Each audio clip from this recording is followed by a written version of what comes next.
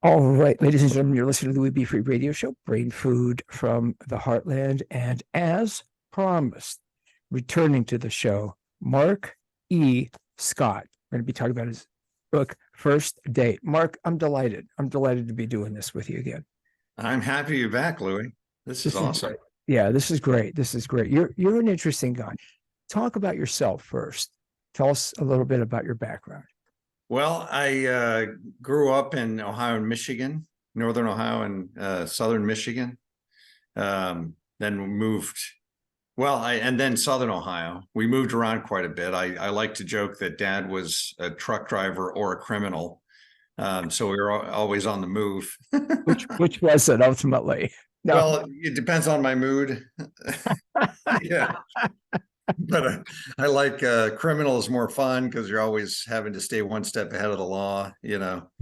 And then from Southern Ohio, I joined the Navy, was in Virginia for 6 years, came back here to get a degree at Miami of Ohio, which I'm sure you're familiar with. And then went into banking, started a family. And I'm still in the financial industry other than the book writing. But yeah, and I live in downtown Cincinnati. Beautiful. And the Over the Rhine, I probably mentioned, yes. You're familiar with the duo, the group, the band Over the Rhine? I am. Yeah, absolutely. I absolutely love them. I mean, I don't know them personally, although I mean the music. I certainly would be open to a meeting if they were ready to take one with me. No, I just, like I said, I so enjoy. There's so many of their songs that I enjoy. And I used to open the show, their song Ohio, Hello Ohio. They've got a song they have an album called Ohio. And I used to open the show with that for a long time. Somebody emailed me a question already. Oh.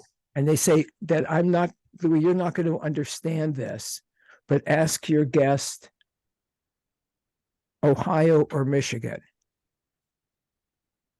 Ohio or Michigan? Are we talking about football? That's the reference to I won't understand it. Okay, I get it now. Yes. do you not want to weigh in on that? No, I'm it's tough. My two brothers always want Michigan to win. I kind of want Ohio to win when they play. It's so we're a mixed family, I guess. Yeah. My brothers are very pro Michigan. I'd like to see, after losing 2 in a row, I'd like to see the Bucks win this year. Michigan's looking really good. Yeah, I just don't. I don't know. I'm not a professional sports guy. Yes. So that's why that was the reference. I get the reference now from the emailer. You won't understand this. So, okay. Question answered. How'd you get into writing? I started, it started with a 3rd grade writing project. And I mean, I'm sure whatever I was writing at 8 years old was brilliant. But it probably had something to do with, Jeff Ryback wore a new watch today, something like that. Just observational, sarcastic. I was sarcastic even at age 8, but so I've actually been writing ever since. I started in my teen years. I really liked like Young Frankenstein and Blazing Saddles, that stuff. So oh God, yes. Oh yeah, man. I tried writing a screenplay, with sort of a wacky premise like that, but I was 12 or 13. I didn't know what I was doing. Well, but you had that spark, that creative spark. It was 12, you wanted to write a screenplay. I mean, that's impressive. Well, thanks. Young Frankenstein still is, I think, is the funniest movie I've ever seen. The Mel Brooks movie, a number of them. Young Frankenstein, I can watch over. I don't know how many times I've watched that. Yeah, it doesn't get old. It's brilliant. It's wonderful, and there's so many funny, hilarious spots in it. And you start to integrate. I know I have integrate some of the lines into your Oh my God, yeah. I Right? still do roll in the hay, Terry Garr in the back of the Roll. hay. Do I remember? Absolutely. I'll still do this way. No, this way. Walk this Right. Walk this way. No, this this way. way. We could go on and on. What hump? So yeah, and then when I was 15, me and a buddy tried writing. Then I got really into Lord of the Rings. And so me and a buddy tried writing a book together when we were 15. I think we probably got, 15 pages. And the premise was actually pretty cool. But we were 15 and there was a lot going on outside away from the typewriter. Yeah. And you said the typewriter. Yeah. I think it was a manual typewriter. Yeah. At that point. But then when I went to the Navy, I had access to a typewriter and I tried a couple more times to write a novel. And then finally got done with the first one in 1994. And tell us about it. That one's called King of Peru. And it's, the 30-second commercial is that it's about a schizophrenic Marine who does not fit in very well at Miami University. And he starts talking to a 16th century conquistador who wanted to be king of Peru. And he tries to convince my main character to take over where he left off, to go and become king of Peru. When you, that theme, with, mental health issues, for example, or where do you think that comes from? Your desire to write that, and Drunk Log, and of course First Date. Yeah, well, I mean, crazy people are just fun, aren't they? It depends on which. Yeah, I'm sure people have said that about you, Louis. Oh, I've heard that for decades. Yes. We're having a party Friday. Let's invite Louis. Yeah. Yeah. And these days, yeah, go ahead. Probably from the many hours in therapy, there have been my own hours of therapy, but I don't know. When you build a story, sometimes something just I needed my character to be able to talk to this guy who truly existed in history. And at that point, I started talking to psychiatrists and like, how does this work? How does schizophrenia work? And then you start reading up on it.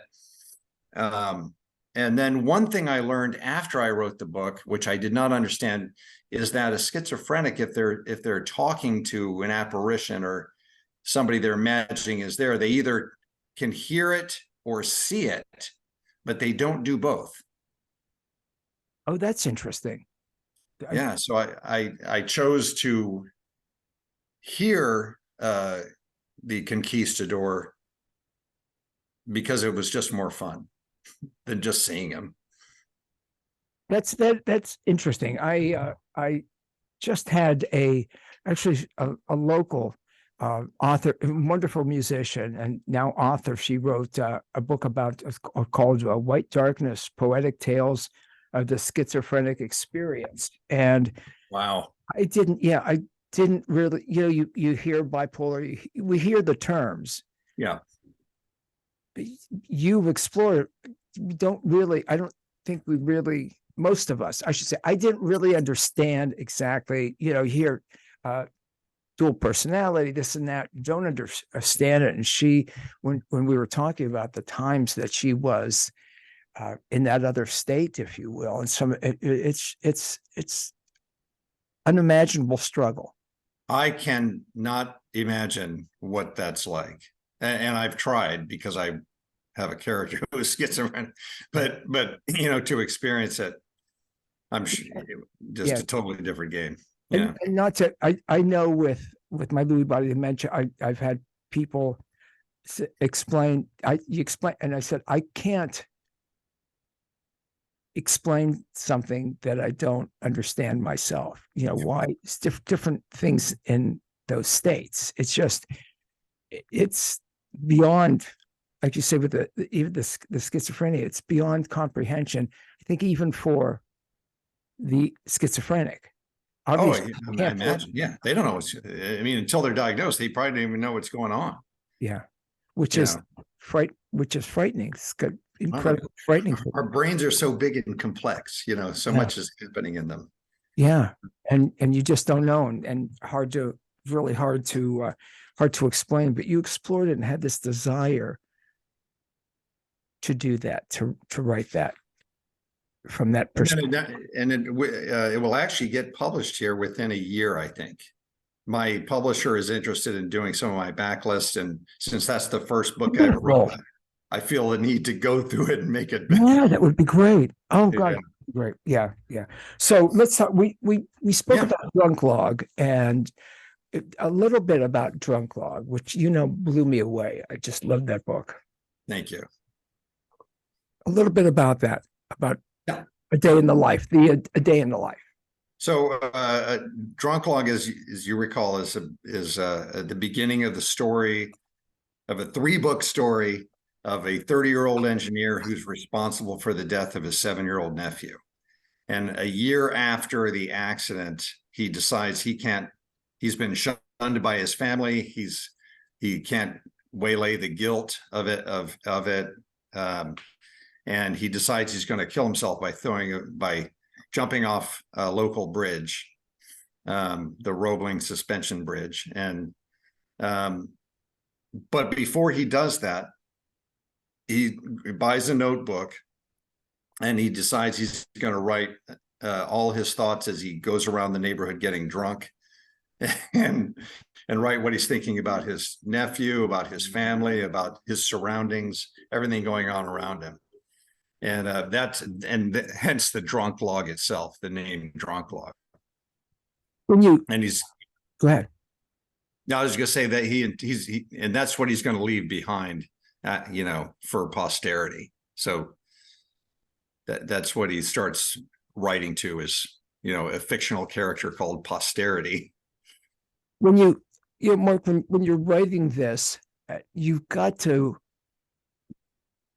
go deep into that mind. I mean, you've created that character. Yeah. What, well, what is that like? I've got a couple of things. Yeah. So I found that being a little drunk when I was writing it helped. But I had you are the best. I'm sorry, you are the best. That's great. Being a little drunk helped. I was writing. Well, I mean, that's his state of mind. It's not written in first person, but it is. Yeah.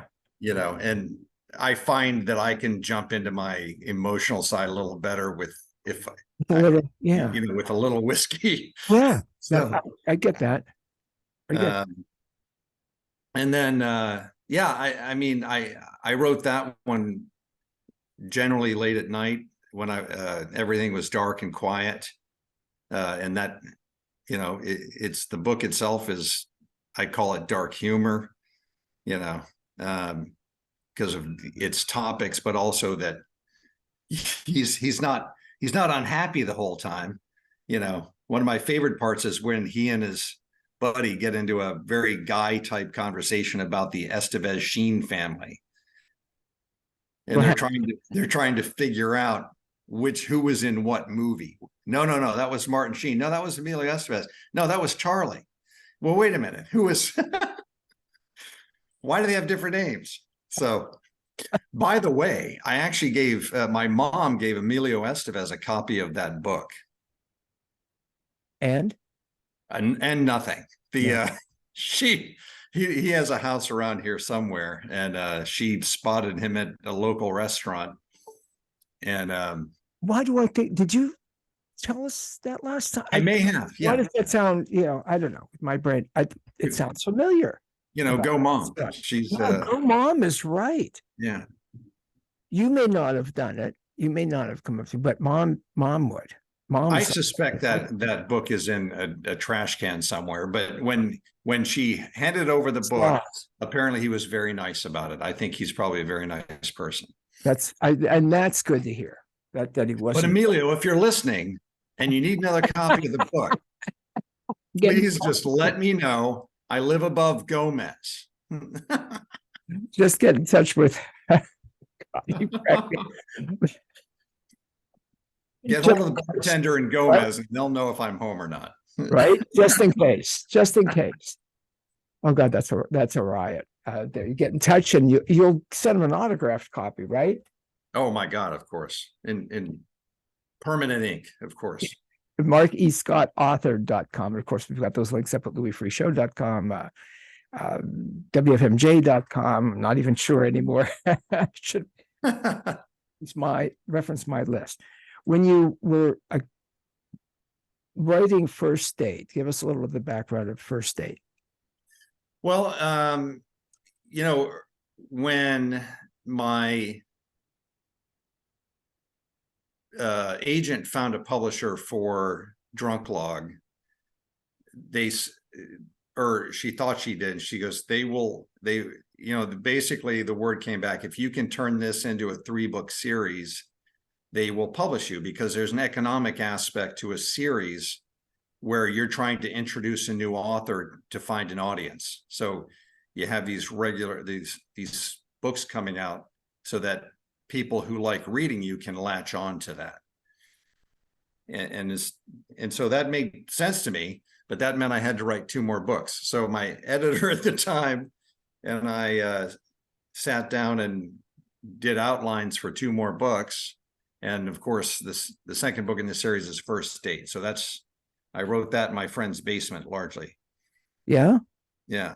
Because I was trying not to disturb. I was living with my significant other at the time, and she had her own stuff to do. And I live in this is pandemic time. Oh, yeah. Yeah. And, we were already on top of each other, trying not to kill each other. So a lot of, I heard stories about people that just during the pandemic kind of. I think she was just waiting for me to go to sleep,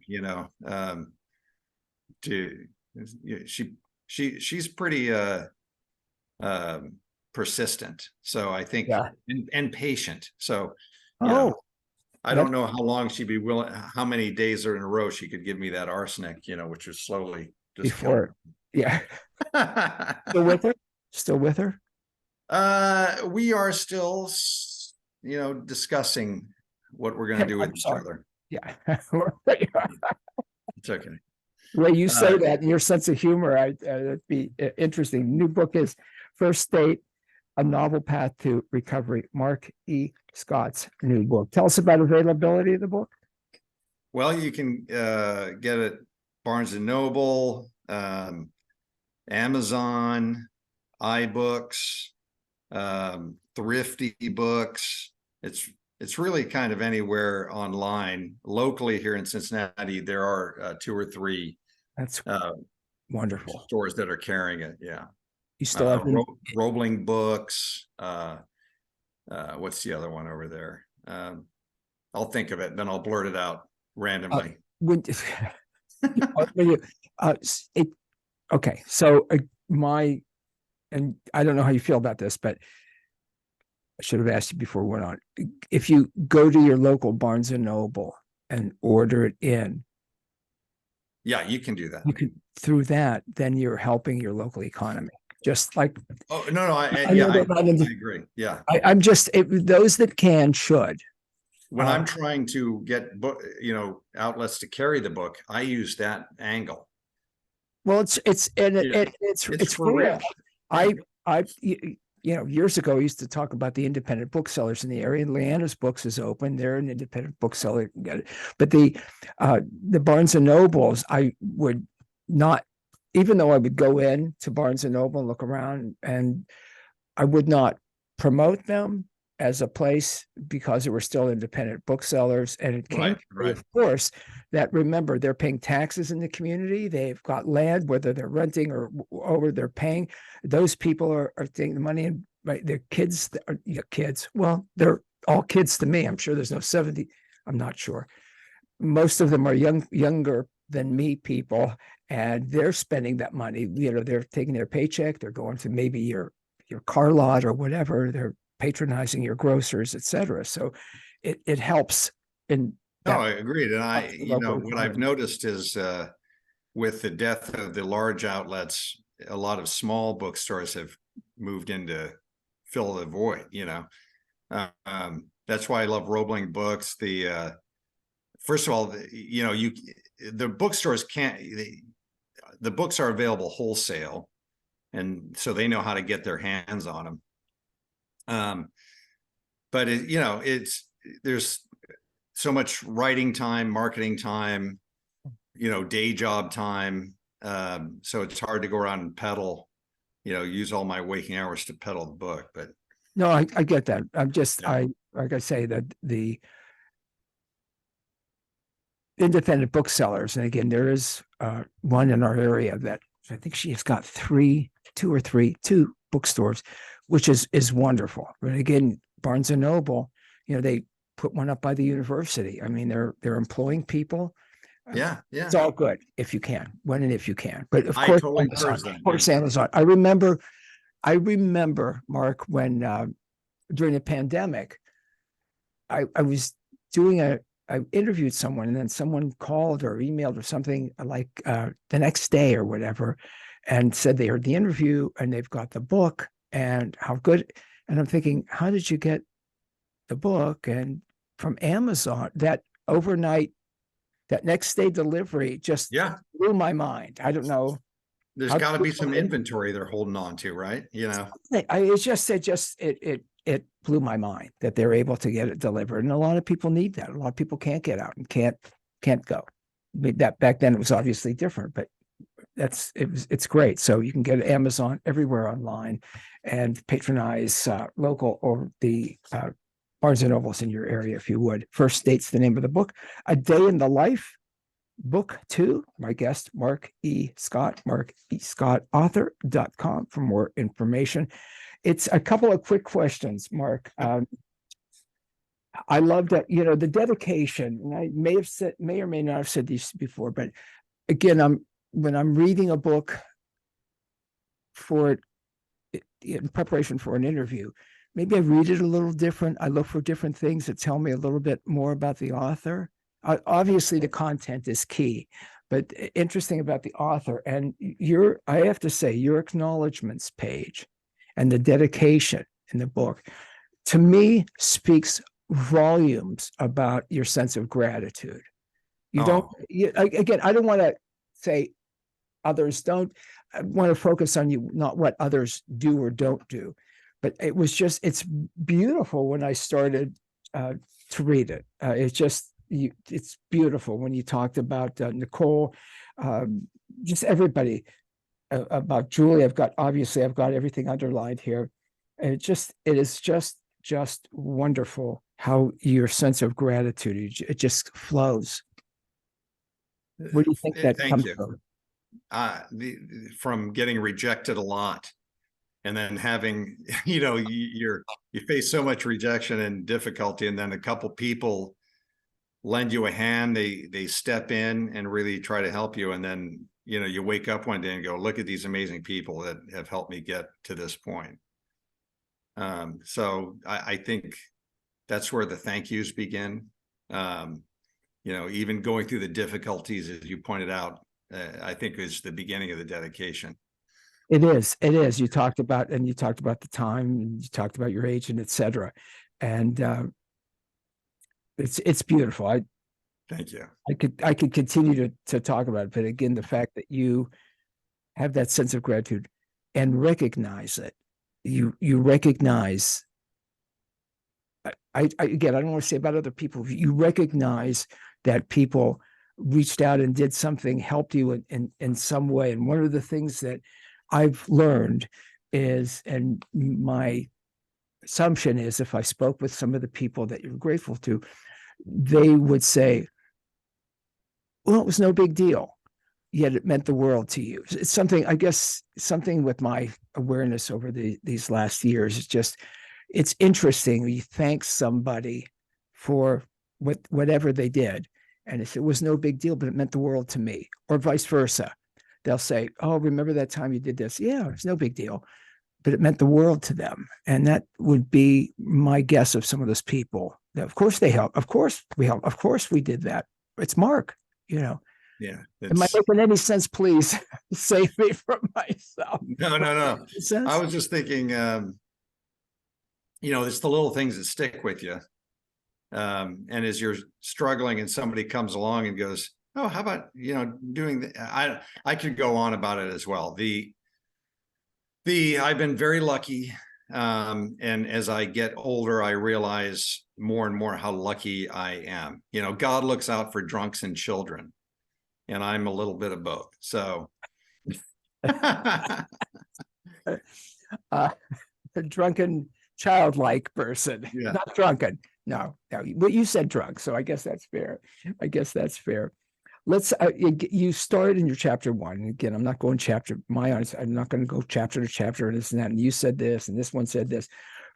Jack was supposed to be dead by now, and you talked about the bridge. So it obviously begins At the end of drunk log. Yeah. So at the beginning of first aid, as they're crawling out of the river, I went on a field trip with my editor down to the river to make sure that we had the right part of the river, that everything I said was actually there, and it was. So yeah, you checking yourself, you wanted to be accurate. Well, she made me. My editor, Beth Mariner, I'm going to say her name because she's forever a thorn in my side. A good thorn. She's well, let's just go check it out and make sure it is what you say it is. I love that. It's fine. Well, and my response was, it's fine. I'm the writer. I get to say whatever it is. Right. It's fiction, but I love that she did that, and that you did that too. She wanted to make sure it was right. I think that's great. Yeah. So but I that's them. They've essentially survived the river and are now dealing with the aftermath. So the other thing, yeah.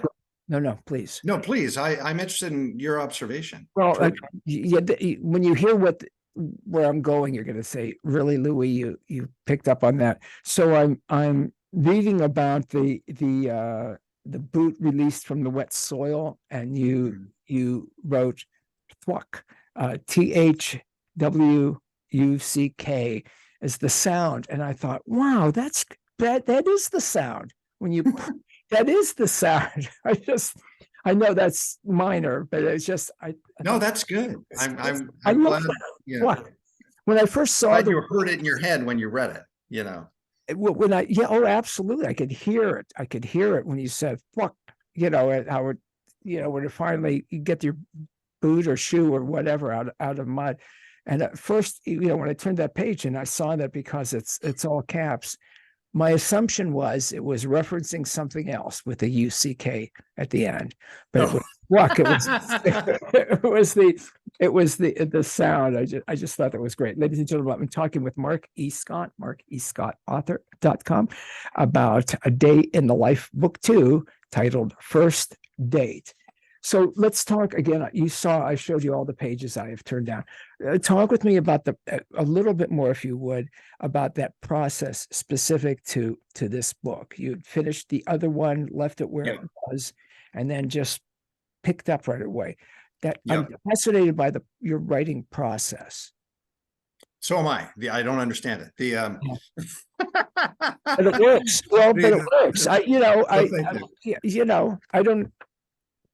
Yeah, it's so with that book, I had to find inspiration in a different way. Every book that came before that was inspired by something else, some external factors, and I thought, oh my God, I want to write a book about that, and then for the opportunity to get traditionally published, I'm like, if I have to run a car over a bridge, I will do that. You're so happy to have the opportunity to have that happen, and it was happening. So I'm like, yes, of course I can write 2 more books. But now I had to find it in a different way. I had to find inspiration in a different way. So book 2 especially, I really did stick to the outline that my editor at the time had created. David Tabaski and I had worked on that. And then with book 3, I just said, screw it. And I'm going to go back to me. And so book 2, each book, I think as a result of that, each book, if you read them independently, feels different than the book before. Did you find that with First Aid? I mean, the same writer, but did it feel different? Much different. Yeah. Okay. I hadn't thought about that until you mentioned it, but now I'm thinking back to Drunk Log. Very much so. I mean, there's a style that I can't really of your writing that I love, but I hadn't thought about that. That's interesting. So thank you. Thank you. So like I said, at the time, my significant other and I were figuring out how to make, living in a 900 square foot condo in downtown Cincinnati work. So I would take my dog and go to my buddy's house 3 blocks over, because he had a basement and he let me have the basement as a writing area. And that I have to tell you, the first draft kind of sucked. And then, how do you say that? Well, it didn't flow the way that I'm used to having my stuff flow. And I got lucky and I thought, I'm just going to send it to the editor or to the publisher and let their editor work this stuff out. And he did. And he said we could remove 40 pages in the middle and 40 pages and nobody's going to notice that they're gone. I'm like, uh-oh. So I got a new editor, Beth, and we dug in, and her opinion was the same. We altered it. The smoothness to the writing returned. And it turned out to what you see before you, again, with the help of others, and their viewpoints. The importance of editors and people for you. Obviously, you listen. I don't know, but my guess would be that others don't, or they'll keep looking for someone that agrees with them. But you were open-minded. I don't want to say you were open-minded. You were open-minded to hearing that, really hearing it, not just, but well, it kind of pisses me off a little bit if I read a correction and I like it better than what I wrote, but it's still better. Yeah. And you recognize, Mark, that it's better. Yeah. And that's something else I really like about you. I'm sure there are some that dig their heels in. It's my book. This is what I wrote. That's how it's going to stay. You're open enough to think, yeah, I like that better. Well, thank you. Yeah. Interesting. If you got to if you really want to be the best you can be at anything, you got to remove some of your ego from the process.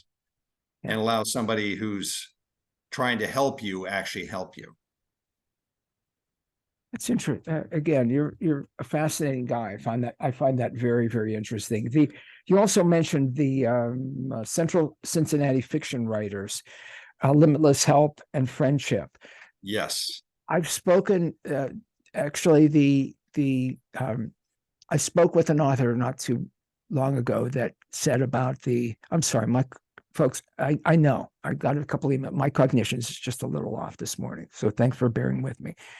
The idea of these writers groups, like you said, you take it's something you don't, you do, but you need that feedback from others, and you're open enough. Once again, you're open enough to that. Tell me a little bit about that, if you would. Like sure, essentially the writers group. Yeah, the writers group was started way back in 2017 by myself and another writer named Jim DeBross, and it started off slow. We got a few members, and then pandemic tried to kill it. We were down to just 2 members during the pandemic, myself and another writer who you can find, Jordan Simonson, or Jordan Keller rather, who's a fantasy writer. But so it was just the 2 of us, and then suddenly on Meetup we ended up with 735 members, but there was 9 of us who met. Yeah, well, I mean, 730 of them don't ever show up, but well, that's good. I mean, and yes, not, it is, because we need an auditorium. I have no idea how I'd organize this, but there's not, what we ended up with was a core of 9 amazing people, and they about half now have been published. The other half are working on finishing something to be published. And knowing, when you're being critiqued on a Tuesday night with around a table, and knowing that the people who are critiquing you love you, and they like how you write or love how you write, it's much easier to take, because they're just trying to help you also. Again, your openness to that. I probably said that 20 times in the last half hour or so, but you're open to that, almost like to call, see, now I'm obsessed. I've got to look up the word criticism. Open to criticism. I'm not sure open to hearing someone else's opinion of it. Well, and I think critique might be a better critique. It has less of a dark like cloud about it. Yeah. But yeah, the great people, I would name them all by name, and I might in my next book. That'd be great. Have a list. I've started stealing their names for character names. Oh yeah? Yeah. So in book 3, there's a drink. I'm sorry.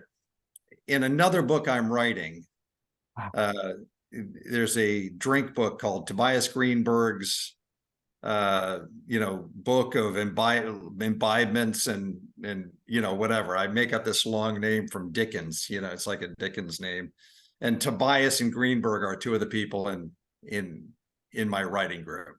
Oh, that's great. That's great. They're in the writing group. That's so they don't ever criticize, because they love having their name in. Oh no, their names, as long as you make me this or that, right? We're okay with it. Go ahead. What do you say? No, I'm just Mark ready E. to Scott, move forward. First Date, Day in the Life, book 2. And anybody that reads you is always going to be eager to get book 3.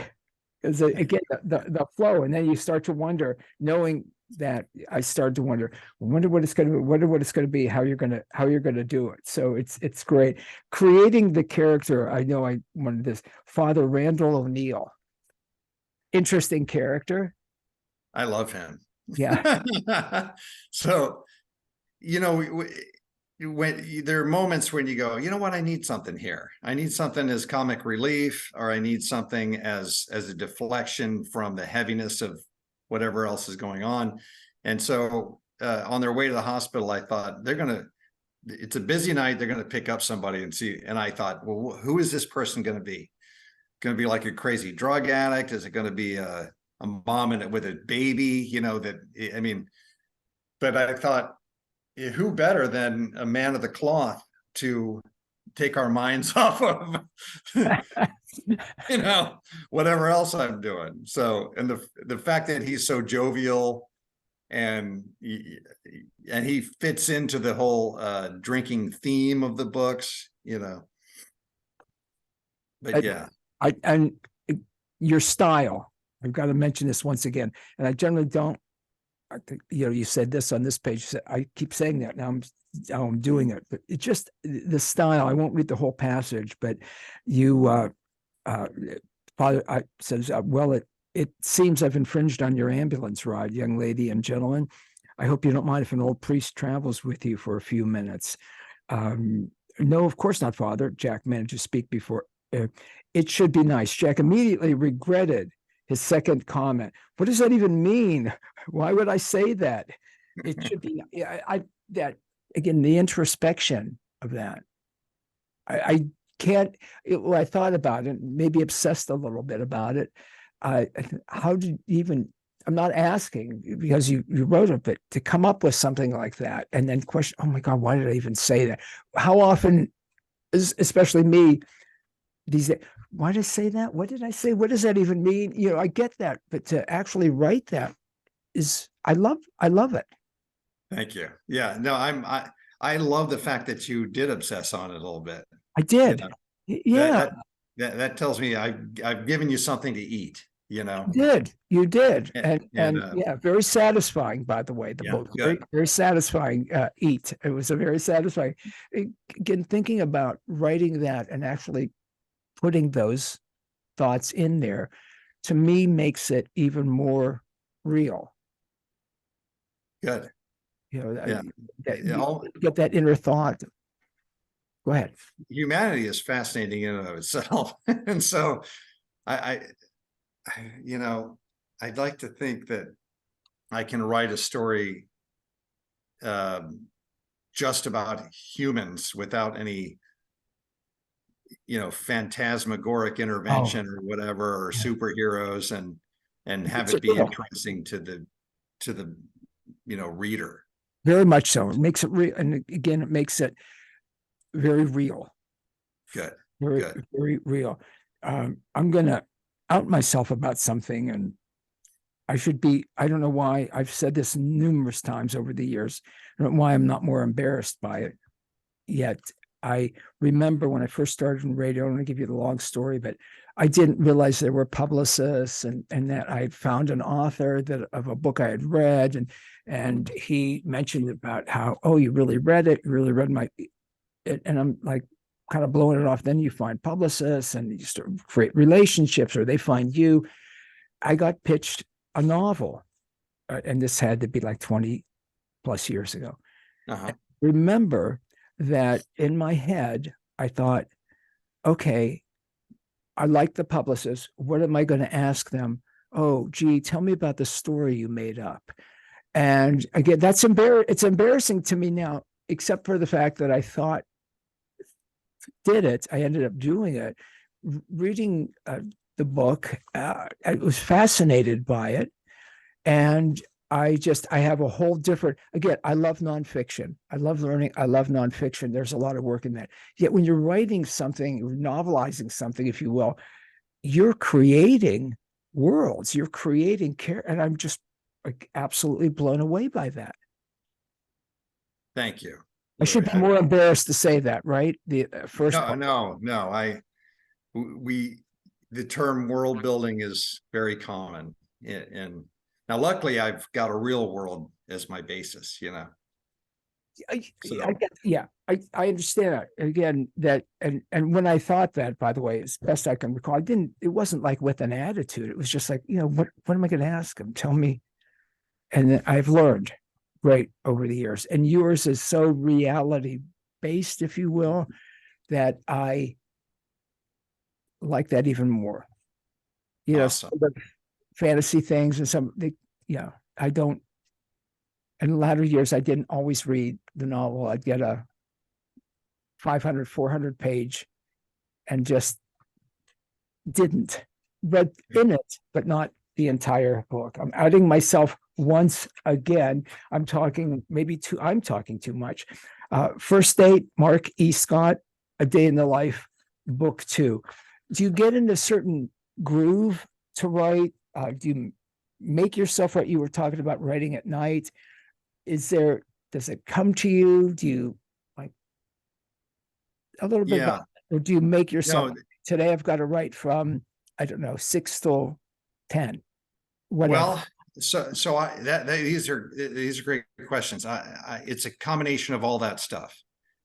So some days, like I'm trying to get book 3, the rest of it, to Beth, my editor, so that we can send it to the publisher. And so I tell myself, do a chapter today, edit a chapter today. And then at other times I can literally wake up, or it'll be lunchtime and suddenly, you know, I need to grab the computer and write something down. So it comes in different ways. Yeah. The original writing, editing can be done more easily at any time, I think.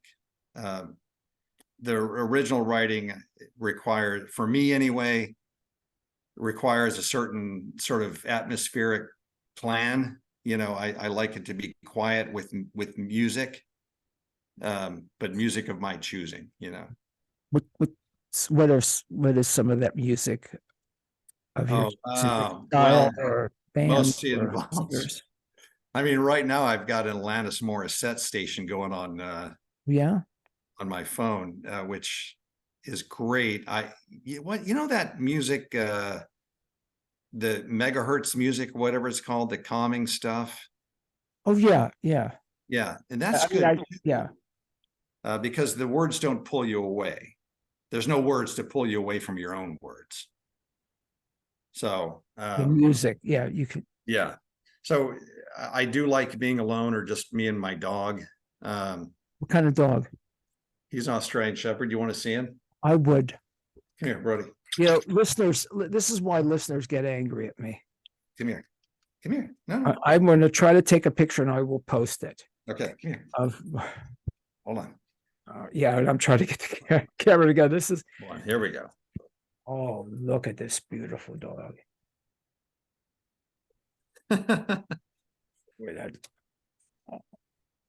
What, and the name? What's the dog? Brody. Brody, that's you. Look at see that guy on the. Oh, beautiful. How old's Brody? He's 7. Wow. And they're exceptionally smart, correct? Yeah, too smart, really. It's annoying. Is it too smart? Because he requires a lot of stimulation, but either physical or mental. Smart. Yeah. Yeah. I get that. There's a lot going on. Yeah. So, oh God, that's what you and your dog. I love the visual of you writing with the dog, with Brody by you. He'll lay next to me on the couch. He'll put his head on my feet. If I'm sitting in my office, but you don't want to move, right? If they're laying on your feet or right. Exactly. Then you feel like you're hurting their feelings, Well, right. It's like, oh, I don't want to move. I can't, I've had that experience. It's like, I really got to go to the bathroom. Oh, yeah. If I do, I can hold it a little longer. You don't want to wake the animal. But that's pretty, I mean, I think just now I've gotten better at not just writing at midnight. I like writing at midnight, but I can do stuff during the day if I'm alone. I just got to be alone. Gotta be alone. Then you're not distracted. Exactly. Yeah. Yeah. And then you're able to do that. That makes sense as a non-writer. That makes sense to me. Got to be alone. You asked about process too. I don't do sticky notes. I don't block out my story. I don't start a story until I know the beginning and the end. And then I just let it happen. It just evolves. It just grows from. Yeah. I don't know what the story is. You don't begin with the end in mind. Exactly. Yes. Sure. Yeah. So that way I know what the story arc is going to be, and I sort of half-ass stick to it. How do you know when it's done? How do you know when okay, that's the end of that story, and then you edit it, you edit it. I mean, at some point you've got to say, okay, I'm going to turn it over, let someone else, Right. Yeah. That's I would think, again, bad analogy. I love to cook. And the one thing I'm better at, but I was like, oh, I wonder if I put a little, how it would taste if I added a little more, this or hot sauce or gochujang, whatever my go-to thing is at that point. And frequently it's like, I should have left it alone. And then it's like, I do more and I'm trying to get back to edit that. It doesn't work. I mean, I can make it better. It's hard. Yeah. It's hard to take something that's done and then add something to it, because then you have to go through and all the links to that addition or subtraction have to be added or eliminated. So, and that means you have to go That's through the whole thing. cooking, by the way. I'm Right. not, yeah. And once it's in the stew, how do you get it out of the stew? Yeah. Um, So how do you know when it's not, when you should walk away? yeah, well, and then so yes, and you do, because and you do have to decide, because there's all kinds of people who love you and are trying to help you, are going to give you all these suggestions to do with it, and at some point you just got to say no, this is it, this is the end right now, because otherwise you're going to tinker with it until the day you die. Yeah, yeah, yeah. I could see someone do it. Oh, you ought to do this. Yeah, maybe I should. Maybe I should. Yeah, and then you make yourself crazy by trying to to do that. When you actually when the book gets turned over to the publisher, and I've thought about this before. It's this speaking volumes, or when it's like, okay, go ahead and print it. It's out of your hands now. Now it's got its own life. What's that? You cool? Everything all right? That I'm sorry, I'm making sure I have enough power on my computer. Oh, okay. We could, yeah. Are we good for? Yeah, I'm good for a few more minutes. Okay. If I disappear, you'll know I ran out of power. Yeah. Then we'll do a part 2. But what about that? It's your work, and you're handing it. I don't want to say it's like your baby. It's yours, and you're handing it over for someone else to take from there. And you can't change anything. You can't do it. No, it's done. It's done. What does that feel like? There's relief and trepidation. Interesting. So there's relief because you can move on now. I can move on. I can move on to the next book or the next project. There's trepidation because that is the end. It's like, and it is like having a child. What do I do with this kid now? And I'm not going to be able to, now I can no longer control this thing I've created. Yeah. And I was thinking of Beth, my editor. She said, is there any way to change anything in drunk log? I'm like, no, it's done. Yeah. I mean, years later, when I'm 80 or 90 years old, I can tinker with it then, because I need to make more money or something. But but it's beautiful to have it out there. And the first time it happens, it's frightening, because now you've written this thing that anybody can read. And and then you get these ideas. They can judge me. They can decide what this is. They can criticize me.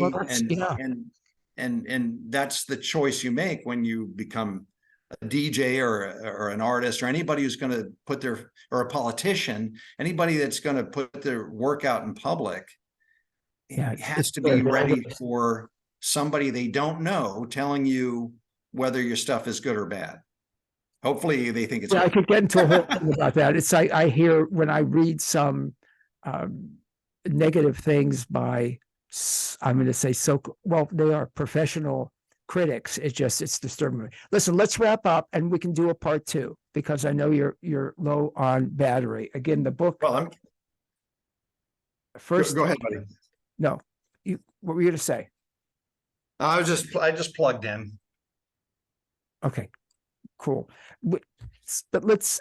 We can do a part 2 if you want. We can, yeah, if you're cool with it. The more I speak with you, Mark E. Scott, the more I enjoy you. And I love how open you are about things. Your openness about it. Again, getting rid of that, minimizing the ego is interesting. Taking years. Well, and for some it doesn't happen. For some, forget for some.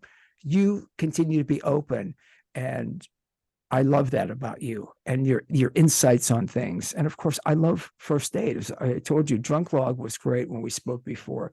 I've got an email that someone's asking. I can answer from my perspective, but they want me to ask you. Sure. Should they read drunk log first before they read first aid? I've got my answer. How about yours? What's your answer? My answer would be, if you have, that's great. If you haven't, read first aid, and then you're going to, I'll use the word need to read drunk log. I personally, I can go kind of both ways. Yeah, no, I think that's Yeah, the perfect that's a vague hard- answer. I it's think very vague. I certainly, know it's very vague because I've yeah, already read Drunk Log, so it's kind of hard for me to say yeah. So, without to the. your listener, and thank you for the question. It's awesome. Each book is 8 hours of a 24-hour period. So you're leaping straight from the last moment of the book before to the first moment of the next book. And you can certainly, if you want more, a little bit more continuity, certainly read Drunk Log first. But I try to minimize references to something that's not available to the reader. So in first aid, you can read it and not go, oh, well, what's he talking about? Yeah. I agree 100% on that. Again, it's hard to get perspective since I had already read Drunk Log. So now But if I hadn't read it, but I did. So right. I would say ideally order them both, get them both, and read them in order. Yeah. Ideally, yet first aid stands on its own. Thank you. No, good. I tried to write it that way. So, so nobody would be confused as they were working their way through it, Yeah, because that would be difficult if Yeah. it was based on, and then it's like, okay, I really want to read that, yet I've got to read the other, and then you end up reading nothing because you won't, or just don't decide. I think it does give, I know it gives a different perspective, yet again, standalone is great. Either way, you're going to want to read the other one. That I know. That I absolutely know. You're a wonderful writer. I appreciate the relationship so much, and I appreciate your working with me on scheduling this through my pleasure stuff. So we will talk again soon. First date, Mark E. Scott. Oh, your website. Just a minute, whatever, about your website, please. Oh, well, Mark E. Scott author.com is the author website. It just has access, you can punch through to Barnes & Noble or Amazon or through that website to buy the book. I don't have a whole lot of content on that. A couple of pictures of me. I think there's one of my dog. And then there is a short story website called sleepingatthewheel.com. Which has 39 or 40 short stories on it that are free to read. Yeah, that's what I have out there available. Sleeping at the Wheel. I'm going to get that link up in just a couple of minutes. Sleepingatthewheel.com. Yeah. You know the band Asleep at the Wheel? Well, see, they took the name I wanted. They've been around a lot longer than me. Or people have known who they are. I mean, nobody knows who I am anyway, but yes, there's only one person on the show allowed to be self-deprecating, and that's me. Well, so when I was, years ago when I was trying to come up with a name, and I thought, oh, he was asleep at the wheel. I just love that phrase. Yeah.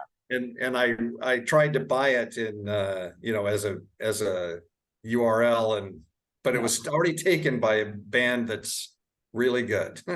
Yeah. So I thought, well, they're already well known and awesome. So I'm going to just change mine a little bit, Yeah, depending on your age. I'm sure if I said that to someone. They really are. Because of my search for a URL name, I started listening to their songs. Yeah. Oh, that's great. That's great. Any other music?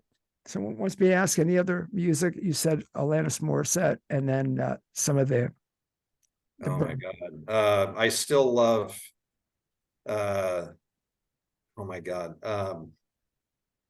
It's okay. The band from the 70s. See, now I'm going to be you. I'm going to have a cognition issue. You don't want to Fleetwood Mac. Fleetwood Mac. Oh, yeah. They still float my boat. Oh, yeah.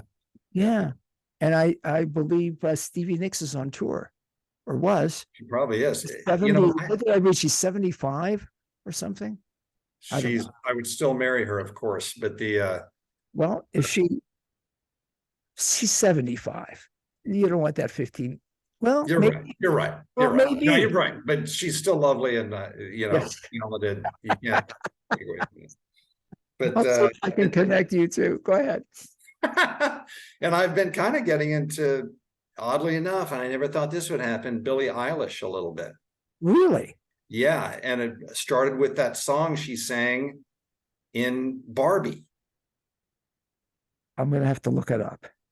The only thing I know about Billie Eilish, obviously I know the name, but I stopped eating flesh in 1970. I've been vegan for decades, vegetarian for over 50 years now. Because I see on some of the sites and some of the newsletters I get that she's vegan. So that's the only thing, which makes me like her, regardless of the music. But you guys are in the vegan club. That what? You're in the vegan club. We are. I have to check out that song, the song from Barbie. Yeah. I'm gonna check it out.